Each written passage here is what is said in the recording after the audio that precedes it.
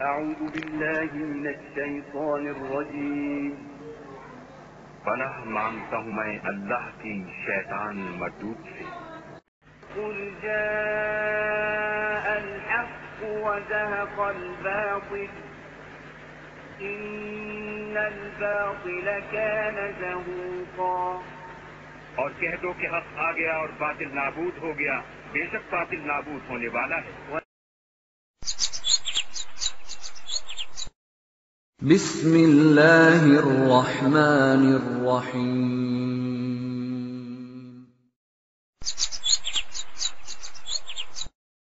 Video کے نیچے subscribe کے بٹن پہ کلک کریں، بیل کے آئیکن پہ کلک کیجئے تاکہ ہر نئی ویڈیو کی نوٹیفیکیشن آپ کو مل جائے۔ السلام علیکم ورحمۃ اللہ وبرکاتہ۔ حضرات گرامی قدر، بندہ نچیز عبید اللہ لطیف خادم مجاہدین ختم نبوت اپنی ایک اور نئی ویڈیو لے کر کے آپ کے سامنے حاضر خدمت ہے۔ در حقیقت یہ ویڈیو ایک مناظرے پر مشتمل ہے جو خادم مجاہدین ختم نبوت عبید اللہ لطیف اور امت مرزائیہ کے ایک مربی مظفر احمد صاحب کے مابین انصاف 3 واٹس ایپ گروپ میں منعقد ہوا تھا۔ تو آئیے سب سے پہلے اس کا آغاز جو ہے وہ صابر بھائی ہیں، ہمارے مسلمان دوست ہیں جو اس مناظرے کی مینجمنٹ میں شامل ہیں، تو ان کی آڈیو سے کرتے ہیں جنہوں نے عبید اللہ لطیف صاحب کا دعویٰ اور اسی طرح مظفر احمد صاحب کی طرف سے جواب دعویٰ اور مناظرہ کی شرائط پیش کی ہیں۔ تو آئیے ملاحظہ کیجئے سب سے پہلے صابر بھائی کی آڈیو۔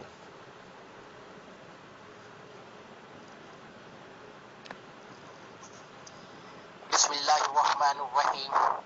السلام علیکم ورحمۃ اللہ وبرکاتہ۔ ایک طویل عرصے کی غیر حاضری کے بعد آپ کا میزبان صابر حسین ایک بار پھر آپ حضرات کی خدمت میں ایک دلچسپ مکالمہ لے کر حاضر خدمت ہے۔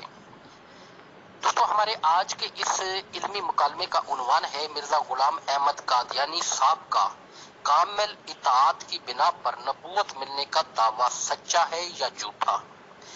آج کا علمی مکالمہ شروع کرنے سے پہلے میں ضروری سمجھتا ہوں کہ اس علمی مکالمے کا پس منظر آپ دوستوں کے ساتھ شیئر کیا جائے۔ دوستو، حیا علی الفلاح اور انصاف مناظرہ کمیٹی میں محترم عبید اللہ لطیف صاحب نے 3 موضوعات پر مکالمے کا چیلنج نامہ پیش کیا۔ عبید اللہ لطیف صاحب کی جانب سے جماعت احمدیہ کو پیش کیے جانے والے چیلنج نامے کی عبارت کچھ یوں ہے۔ ہمارا دعویٰ: نمبر 1، مرزا غلام احمد قادیانی صاحب کا یہ کہنا کہ انہیں نبوت کامل اطاعت کرنے کی وجہ سے ملی ہے بالکل غلط ہے۔ انہوں نے کامل اطاعت نہیں کی بلکہ کئی ایک مواقع پر قرآن و سنت کی نافرمانی کی ہے۔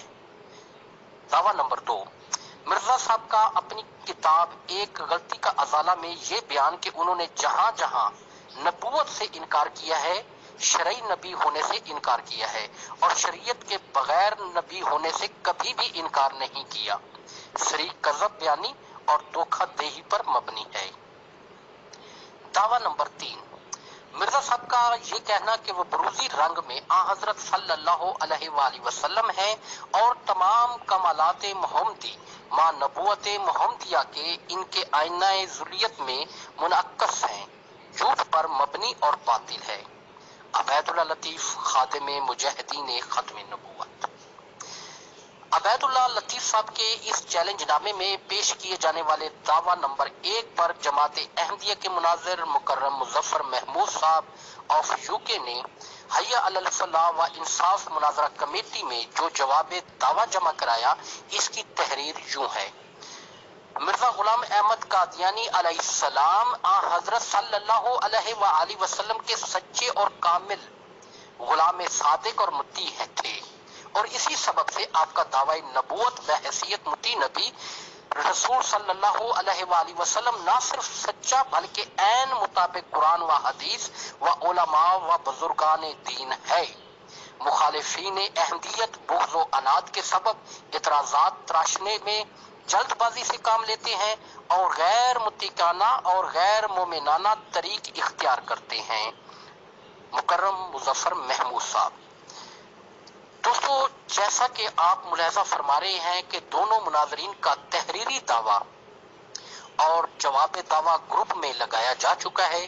قبل اس کے کہ ہم اپنے آج کے اس علمی مکالمے کا آغاز کریں، میں دونوں مناظرین کے درمیان طے پانے والا شرائط مکالمہ یہاں آپ حضرات کی خدمت میں گوش گزار کرتا چلوں۔ نمبر 1، موضوع مکالمہ مرزا غلام احمد قادیانی صاحب کا کامل اطاعت کی بنا پر نبوت ملنے کا دعویٰ سچا ہے یا جھوٹا۔ نمبر 2، مناظرے کا کل دورانیہ 2 گھنٹوں پر محیط ہوگا اور یاد رہے مناظر کی پہلی آڈیو ریکارڈنگ سے ٹائم مکالمہ شروع ہوگا۔ نمبر 3، ہر مناظر زیادہ سے زیادہ 2 آڈیو کر سکے گا، تیسری آڈیو کرنا شرائط مکالمہ کے خلاف تصور کی جائے گی۔ شرائط نمبر 4، ہر مناظر زیادہ سے زیادہ 3 منٹ کی آڈیو کرنے کا پابند ہوگا۔ 3 منٹ سے 10-20 سیکنڈ کی آڈیو اوپر نیچے اگر ہو جائے تو اس کی اجازت ہے۔ شرائط نمبر 5، موضوع سے فرار حاصل کرنا یا موضوع مکالمہ سے ہٹ کر بحث مباحثہ کرنے کی کسی مناظر کو قطعاً اجازت نہ ہوگی۔ اس شرائط نامے کے لگاتے ہی میں سب سے پہلے دعوت کلام دوں گا محترم عبید اللہ لطیف صاحب کو کہ وہ اپنے پیش کردہ دعویٰ کے حق میں دلائل دیتے ہوئے آج کے علمی مکالمے کا آغاز کریں۔ تو میں دعوت کلام دیتا ہوں محترم مکرم عبید اللہ لطیف صاحب کو۔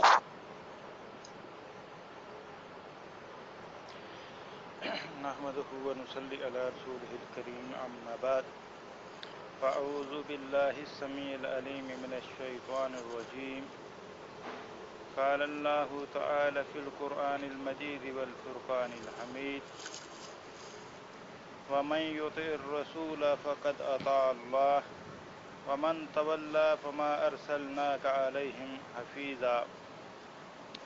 حضرات گرامی قدر، جیسا کہ آپ احباب کو صابر بھائی نے اور منور آصف صاحب نے آج کے مکالمے کے بارے میں آگاہ کیا کہ وہ کس موضوع پر ہے اور اس کے مقاصد کیا ہے، لیکن شاید وہ ایک چیز بتانا بھول گئے جو میں پہلے بتانا چاہتا ہوں کہ یہ مکالمہ محض بحث مباحثے کے لیے نہیں یا کسی کی ہار جیت کے لیے نہیں، بلکہ یہ مکالمہ سمجھنے اور سمجھانے کے لیے ہے۔ تو ناظرین، یہاں پر 2-3 باتیں میں عرض کر دوں کہ جیسا کہ مرزا غلام احمد قادیانی صاحب نے یہ دعویٰ کیا کہ ان کو جو نبوت ملی ہے انہوں نے نبی اکرم صلی اللہ علیہ وآلہ وسلم کی کامل اطاعت اور اتباع کی ہے، پیروی کی ہے، اس وجہ سے ملی ہے۔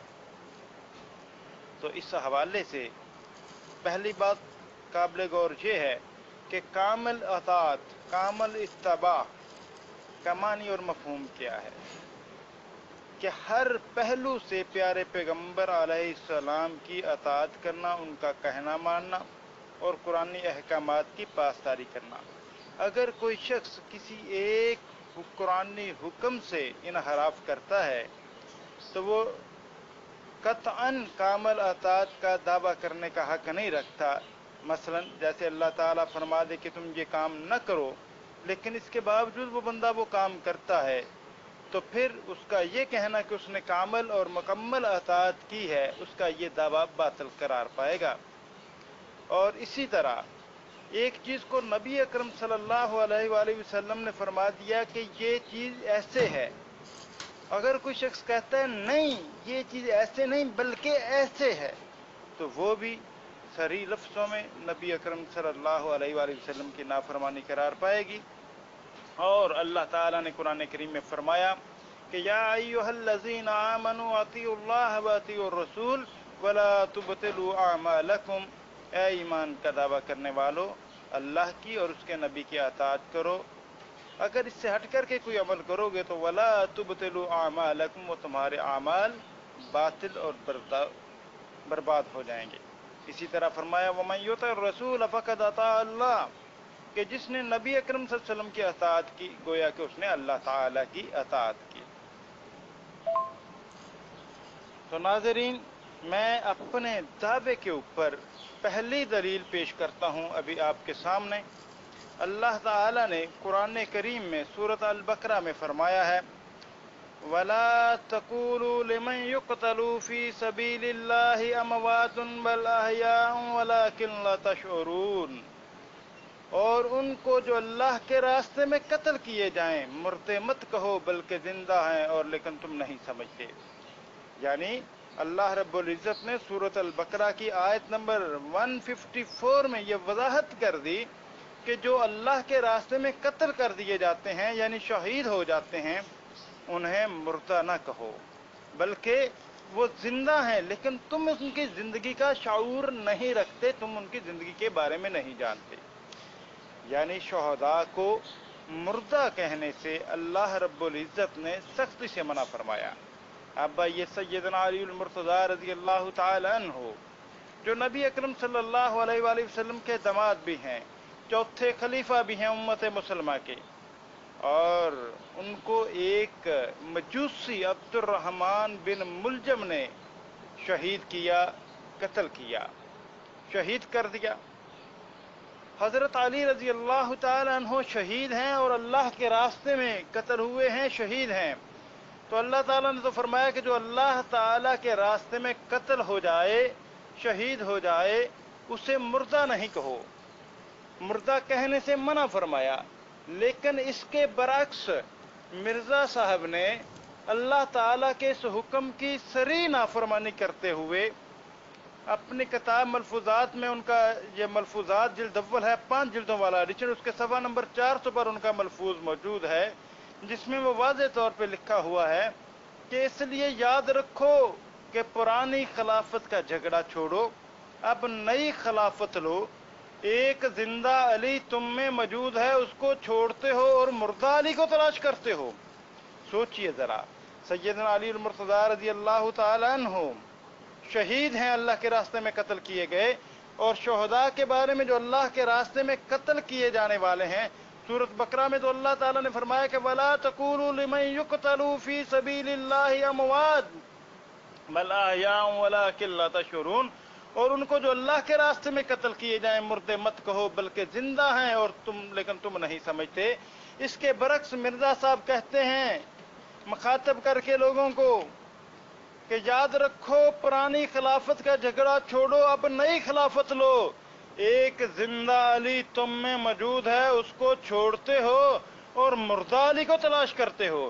اللہ تو فرمائے کہ شہداء کو مردہ نہ کہو، اور سیدنا علی المرتضیٰ رضی اللہ تعالیٰ عنہ شہید ہیں اور مرزا صاحب انہیں مردہ کہہ کر کے قرآن کریم کی واضح حکم کی نافرمانی کر رہے ہیں اور اطاعت رسول سے انحراف کر رہے ہیں۔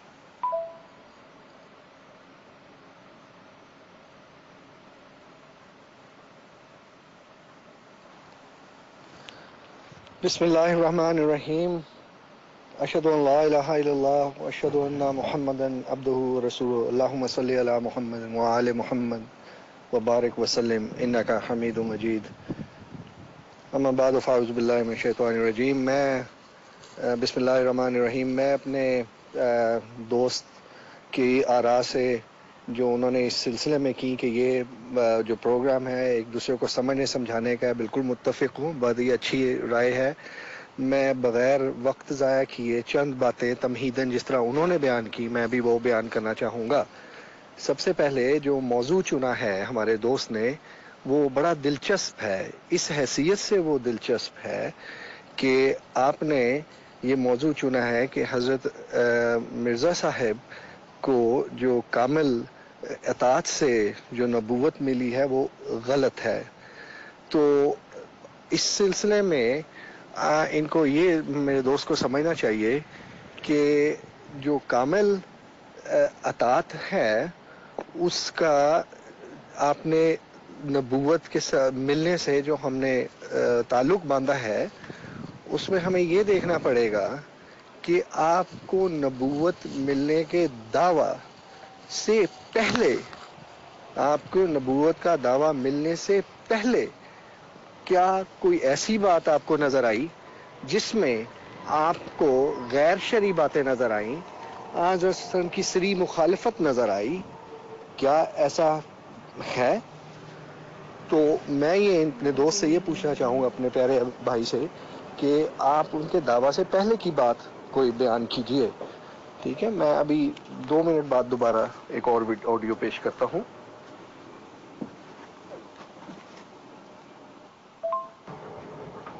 مجھے صرف 1 منٹ درکار ہے، میں دوسری آڈیو کرنے لگا ہوں کسی وجہ سے، مجھے 1 منٹ اور چاہیے، میں اس کے بعد تسلسل کے ساتھ بات کر سکوں گا. ناظرین، جب مرزا مظفر احمد صاحب نے مرزا صاحب کے بارے میں یہ بات کہی کہ اطاعت رسول کے حوالے سے جو بات ہے، تو یہ دیکھنا پڑے گا کہ دعوی نبوت سے پہلے انہوں نے اطاعت کی یا نہیں کی. اس پر بندہ نچیز عبید اللہ لطیف خاتم مجاہدین ختم نبوت نے یہ سوال رکھا ان کے سامنے. آپ دیکھ سکتے ہیں لکھا ہوا ہے کہ ساتھ یہ بھی واضح کر دیجئے گا کہ انہوں نے صریح لفظوں میں نبوت کا دعویٰ کب کیا، اور اس دعوی نبوت کا سکین بھی لگا دیجئے گا. شکریہ. کیوں کہ جب انہوں نے کہا مظفر صاحب نے کہ دعوی نبوت سے پہلے دیکھنا پڑے گا انہوں نے اطاعت کی یا نہیں، تو اس کے لیے ضروری تھا کہ اس بات پہ متفق ہوا جاتا کہ دعوی نبوت انہوں نے کب کیا ہے، جس کی وجہ سے یہ میں نے سوال کیا، لیکن اس سے وہ مسلسل اعراض برتتے رہے. جی، معذرت چاہتا ہوں تاخیر سے. میں نے کہیں پہنچ کر بیٹھ کے بات کرنی تھی، تو جہاں پہنچنا تھا وہاں کی جو ٹرین تھی وہ کینسل ہو گئی، تو مجھے کچھ تاخیر ہوگی، لیکن اب میں تسلی کے ساتھ بات کر سکتا ہوں. تو پہلا میسج بھی کچھ لگتا ہے میں نے ادھورا چھوڑ دیا تھا، اس میں یہ کہنا چاہتا ہوں، عرض یہ کرنا چاہتا ہوں کہ جو موضوع چنا ہے اس کی پہلی حصہ ہے، اس کے 2 حصے ہیں. پہلی بات تو یہ ہے کہ کیا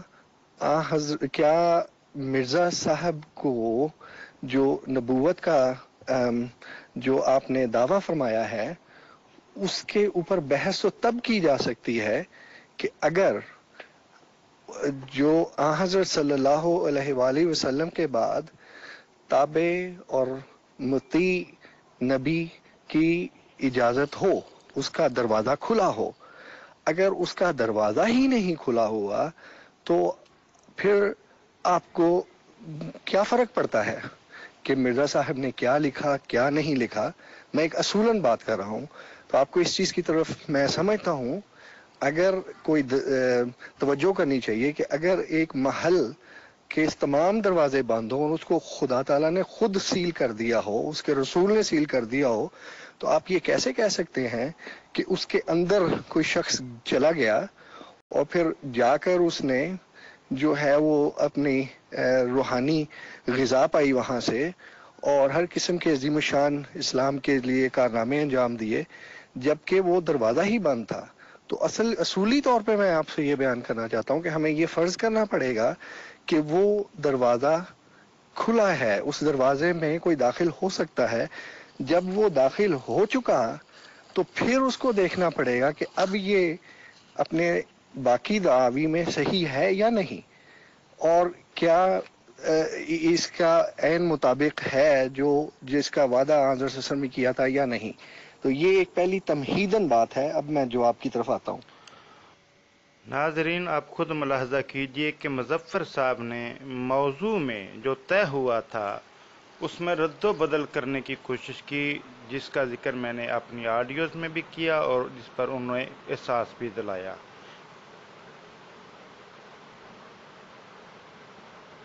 اور اسی طرح مظفر صاحب نے مسلسل اس شرط کی بھی خلاف ورزی کی، جبکہ آڈیوز کی 2 کی طے تھی، لیکن ان کی طرف سے 4تھی آڈیو ریکارڈ جاری تھی، جس کا میں نے سکین بھی لگایا. سنیے ذرا. جی، تو ہمارے بھائی نے ایک مثال پیش کی ہے جو کہ حضرت علی سے متعلق ہے، اور کیونکہ قرآن کریم میں بھی یہ ہے وَلَا تَقُولُوا لِمَن يُقْتَلُ فِي سَبِيلِ اللَّهِ أَمْوَاتٌ وَلَكِنْ أَحْيَاءٌ، شاید مجھے آیت وَلَكِنْ أَحْيَاءٌ وَلَكِنْ لَا تَشْعُرُونَ آیت میں ذہن سے نکل محو ہوئی ہے. لیکن اصل بات یہ ہے کہ مرزا صاحب اور جماعت احمدیہ اسی تعلیم پر عمل کرتے ہیں اور اس تعلیم کو مانتے ہیں کہ دراصل شہداء کو خدا تعالیٰ ابدی زندگی دیتا ہے، اور وہ تمام مراحل جو اس دنیاوی زندگی سے وابستہ ہوتے ہیں اور اخروی زندگی کے درمیان مابین جتنے بھی مراحل ہوتے ہیں، خدا تعالیٰ ان کو ان تمام سے براہ راست پاس کر کے ان کو ابدی زندگی کی طرف لے جاتا ہے. لیکن جہاں تک اس دنیا کی زندگی سے کا تعلق ہے، اس دنیا کی زندگی سے ہر کوئی سمجھتا ہے کہ ان کا تعلق مٹ جاتا ہے.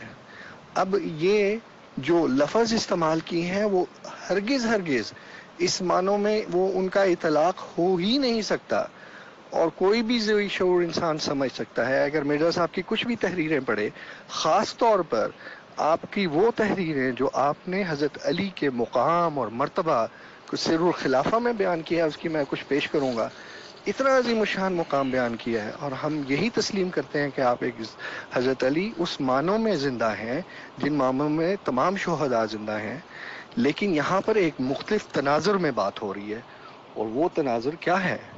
وہ تناظر یہ ہے کہ جو یہ معاملہ سر الخلافہ میں آپ شیعہ حضرات کے سے متعلق کچھ باتیں بیان کر رہے ہیں، اور دراصل وہ تعلیمات یا وہ رتبہ اور مرتبہ جس کی وجہ سے ہمارے شیعہ بھائیوں کو بہت ساری غلطیاں لگیں، جس کی وجہ سے انہوں نے باقی خلفاء کا انکار کیا، اور جن تعلیمات کو نہ سمجھتے ہوئے حضرت علی رضی اللہ تعالیٰ عنہ کی جن تعلیمات کو نہ سمجھتے ہوئے وہ اپنے اس عقیدہ پر قائم ہیں، دراصل ان کی بات اس طریق پہ بات ہو رہی ہے کہ وہ تعلیمیں، وہ عقائد جو حضرت علی سے منسوب ہوتے ہیں ان کو مردہ کہا گیا ہے. اگر آپ پڑھیں گے تو سب سمجھ آئیں گے.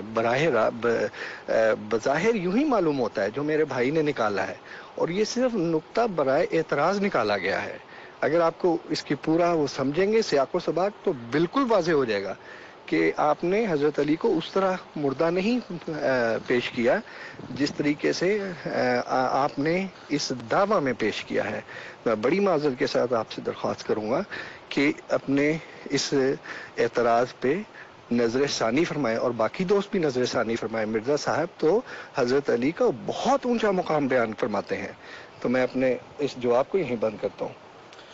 ناظرین، آپ نے مظفر احمد صاحب کی آڈیو سن لی، اور دیکھیں یہ میں نے بھی ٹیکسٹ کیا تھا کہ جب ان کی پہلی آڈیو کے متعلق کہ جب دعویٰ اور جواب دعویٰ لکھا جا چکا تو اس کے بعد موضوع کو اجرائے نبوت کی طرف لے جانا صریح بددیانتی اور موضوع سے انحراف ہے. تو اس کے بعد پھر مظفر صاحب کا ٹیکسٹ آیا کہ دراصل مجھے اب پوری طرح سے فرصت حاصل ہوئی ہے اور اب میں توجہ سے جوابات دے سکوں گا. تو آگے لکھتے ہیں جی آپ کے اگلے اعتراض کا منتظر ہوں.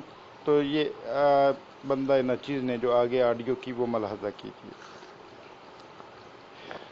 محترم مظفر صاحب، پہلی بات تو یہ جو آپ نے یہ بات کہی کہ گفتگو ہونی چاہیے تھی اجرائے نبوت پر کہ یہ کھڑکی کھلی ہے یا بند ہے، اصل میں یہ آپ کا اپنے ہی موضوع سے انحراف ہے. اسی لیے میں نے پہلے آپ کو 3 دن مسلسل رابطہ کرتا رہا کہ کون سا موضوع چناؤ کرنا ہے اور معاملات طے کرنے ہیں. اس وقت آپ نے یہ بات نہیں کی. اگر اب یہ بات کرتے ہیں تو یہ آپ کا موضوع سے انحراف ہے.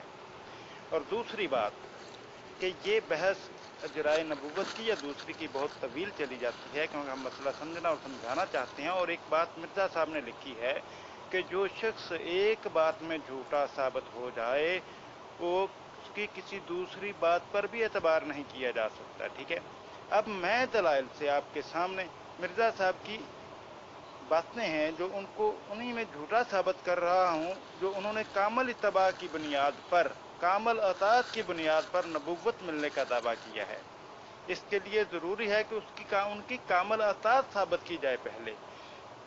اگر آپ کامل اطاعت نہیں ثابت کر سکتے اور نہیں ثابت کرتے تو یقین رکھیے پھر مرزا صاحب کا دعویٰ باطل، اور انہی کے بقول جو ایک بات میں جھوٹا ثابت ہو جائے اس کی کسی دوسری بات پہ بھی اعتبار نہیں کیا جا سکتا، اور مرزا صاحب مکمل طور پہ ناقابل اعتبار ثابت ہو جائیں گے.